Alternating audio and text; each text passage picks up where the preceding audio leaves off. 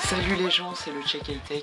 On se retrouve pour le test de cette caméra que je vous avais présentée la semaine dernière, samedi dernier. Mais j'avais envie de revenir sur cette vidéo car elle était pour moi pas à la hauteur et je voulais faire quelque chose en face camera pour vous parler de cette petite bête que j'ai reçue au mois de juin et qui m'accompagne vraiment partout, qui m'a suivi durant mes vacances. Une petite bête très sympa qui nous vient de Gyroptique, une start-up, plus qu'une start-up, qui sort donc sa première caméra, une caméra 360 dotée de 3 capteurs de 12 mégapixels il me semble, pouvant filmer jusqu'à 1080p 30 fps et prenant des photos en 4K.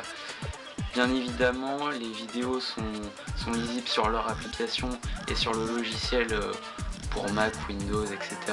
Elle est aussi IPS, on va y arriver. Elle est aussi IPX8, ça veut dire qu'elle résiste à l'eau. Il faut pas l'immerger, mais elle résiste.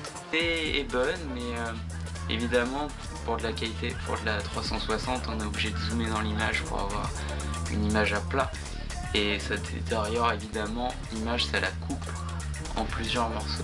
Cette caméra embarque un GPS, elle se connecte en Wi-Fi à votre téléphone. Elle est aussi dotée d'un pas de vis universel appareil photo, permettant de fixer par exemple cette petite perche achetée cet été chez XS X-Series. La batterie dure environ 2 heures, à peu près comme une GoPro.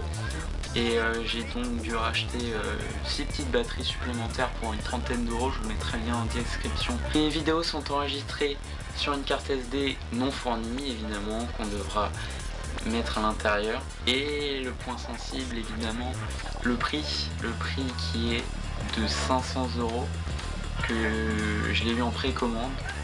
Et voilà, c'est 500 euros, c'est un peu cher, je l'avoue. Mais en même temps on paye une GoPro avec l'innovation. Merci à tous de m'avoir suivi. On se retrouve la semaine prochaine normalement pour un nouveau test produit. Merci de laisser des commentaires, likez la vidéo et surtout abonnez-vous.